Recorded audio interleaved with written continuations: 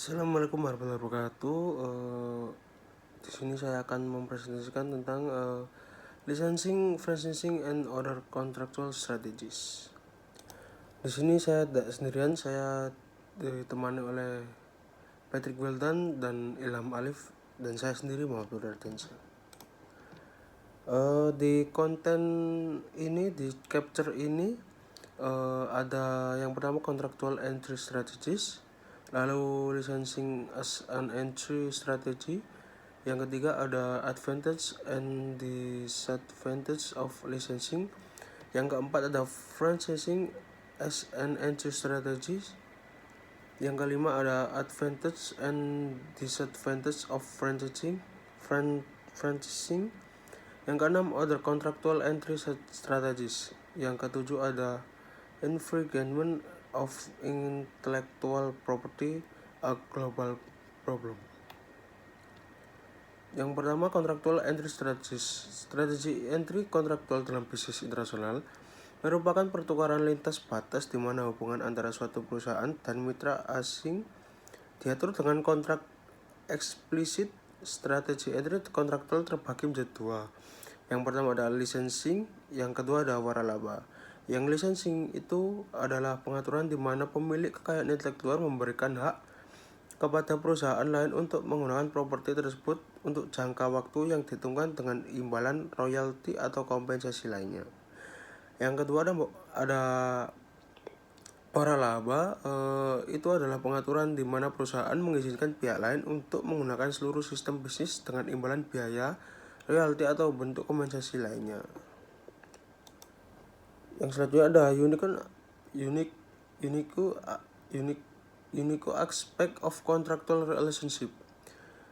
Hubungan ini memberikan hak kepada perusahaan utama untuk mengontrol mitra asing. Perjanjian formal menentukan hak dan kewajiban bagi kedua pihak. Kontrol atas mitra asing dimaksud adalah seperti mempengaruhi keputusan, operasi, dan sumber daya strategis perusahaan. Biasanya melihatkan pertukaran barang yang tak berwujud seperti kekayaan intelektual dan layanan, misal bantuan teknis dan pengetahuan. Selain tak berwujud, perusahaan juga dapat bertukar produk atau peralatan. Dapat diwujudkan secara mandiri atau kolaborasi dengan strategi entry pasar asing lainnya. Hubungan kontrak dapat menyertai dan mendukung FDI, foreign direct investment, dan ekspor. Perusahaan dapat mengejar hubungan kontrak dengan pelanggan, negara, atau produk tertentu. Masih dengan unique aspect of contractual relationship, memberikan pilihan yang dinamis dan fleksibel. Seiring waktu, perusahaan dapat beralih ke cara lain untuk melayani pasar luar negeri. Misalnya, pemilik waralaba seperti McDonald's sering merasa perlu untuk mengakuisisi beberapa pemegang waralaba. Dengan melakukan itu, mereka akan beralih dari strategi berbasis kontrak ke kepemilikan. Seringkali mengurangi tanggung jawab internasional perusahaan utama, karena mitra lokal tidak berhubungan dengan perusahaan langsung, melainkan mitra perusahaan. Hal ini kemungkinan dapat melindungi dari kritik yang ditujukan kepada perusahaan, menghasilkan tingkat pendapatan yang dapat diprediksi dari operasi luar negeri dibanding dengan FDI. Hubungan kontraktual lebih memberikan penurunan resiko. Next. Lisensi sebagai strategi entry pasar. Jadi perjanjian lisensi ini menentukan sifat hubungan antara pemberi lisensi atau pemilik kekayaan intelektual dan penerima lisensi atau penerima kekayaan intelektual. Perusahaan pertama rutin melisensikan paten dan pengetahuan mereka kepada perusahaan asing. Intel telah melisensikan hak atas proses baru untuk pembuatan chip komputer kepada perusahaan chip di Jerman. Disney juga melisensikan nama dan logo merek dagangnya kepada produsen pakaian jadi, mainan, dan jam tangan untuk dijual di seluruh dunia. Alur dari lisensi, yang pertama adalah lisensor atau perusahaan utama menyediakan properti intelektual seperti paten, desain, hak cipta, dan produk pendukung seperti komponen dan bahan baku. Selanjutnya, lisensi atau pengguna ini melakukan penjualan secara lokal ataupun melakukan ekspor. Lisensi ini memberikan kompensasi kepada lisensor berupa pembayaran, uang muka ditambah royalti, produk, pengetahuan, dan lisensi asing. Kelebihan dari lisensi, yang pertama, lisensi tidak memerlukan investasi modal yang besar maupun keterlibatan lisensor secara langsung. Yang kedua, lisensi memungkinkan perusahaan untuk mengeksploitasi hasil research and development. Setelah hubungan lisensi terjalin, lisensor perlu menginvestasikan sedikit usaha tambahan saat menerima aliran pendapatan royalti hingga akhir periode kontrak yang sudah ditentukan.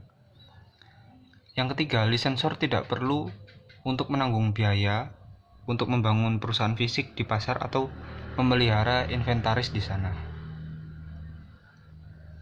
Yang keempat, licensing mungkin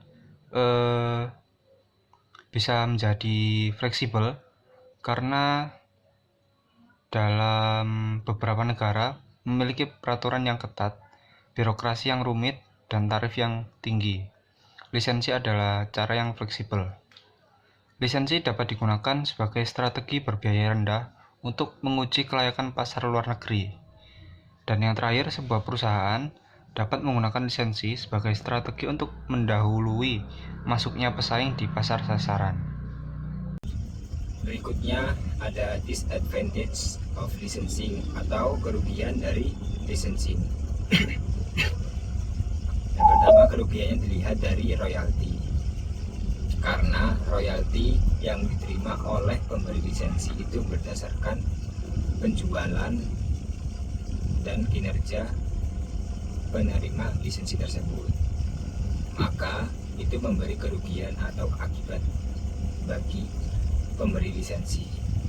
Karena kalau misal kinerja dan cara pemasaran penerima lisensi tersebut tidak maksimal, maka pemberi lisensi menerima royalti yang mungkin tidak maksimal juga. Yang kedua, lisensi tidak bisa memberikan lisensor kontrol penuh, atau pemberi lisensi tidak bisa memberi lisensi tidak bisa memberi kontrol penuh terhadap penerima lisensi tersebut, sehingga itu membuat reputasi pemberi lisensi tersebut buruk, atau penerima lisensor tersebut berpikiran buruk terhadap pemberi lisensi. Yang ketiga, perusahaan utama juga harus memastikan bahwasanya lisensi tidak diberikan kepada individu atau perusahaan yang menjadi pesaing. Yang artinya perusahaan juga harus memastikan lisensinya tidak tersebar kemana-mana, baik itu bagi individu maupun perusahaan-perusahaan pesaingnya. Yang terakhir, pesaing juga dapat mengeksploitasi kekayaan intelektual serta bisa memberi lisensi untuk memasuki pasar atau membuat produk yang sedikit dibedakan dari yang ditentukan dalam kontrak lisensi tersebut.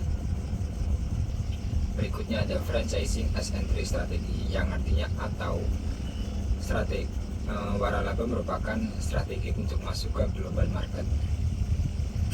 Seperti yang kita tahu, franchise adalah bentukan lanjutan dari lisensi, di mana perusahaan utama memungkinkan pengusaha mempunyai hak untuk menggunakan seluruh sistem bisnisnya sesuai dengan SOP yang berlaku.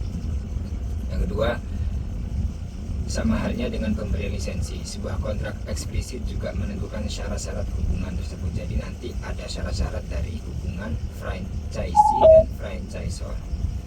Seperti yang kita ketahui, ada perusahaan-perusahaan waralaba terkenal di dunia seperti McDonald's, Subway, FedEx yang merupakan perusahaan waralaba internasional yang sudah mapan atau sustainable. Di sini coba dijelaskan ada franchising alur atau alur dari franchising tersebut. Yang pertama, franchisor menyediakan apa yang disediakan, yaitu konsep bisnisnya yang telah dilindungi hak merek dagang dan juga semua peralatan yang diperlukan seperti hak paten, pengetahuan, pelatihan, layanan dari produk dan produk itu tersendiri. selanjutnya franchisee juga penerima waralaba. Yang ketiga, franchisee harus memberikan kompensasi berupa pembayaran uang di muka ditambah royalti yang telah dihasilkan, juga kontribusi lain seperti biaya keuangan dan penjualan produknya. Itu nanti harus didiskusikan lebih lanjut oleh franchisor. Ada juga advantage dan disadvantage of franchising, atau yang artinya keuntungan dan kerugian dari franchising tersebut. Kalau dari segi franchisor, yaitu franchisor hanya menyediakan aset vital yang selanjutnya dikelola oleh franchisee dengan cara melakukan pemasaran, distribusi, dan penjualan.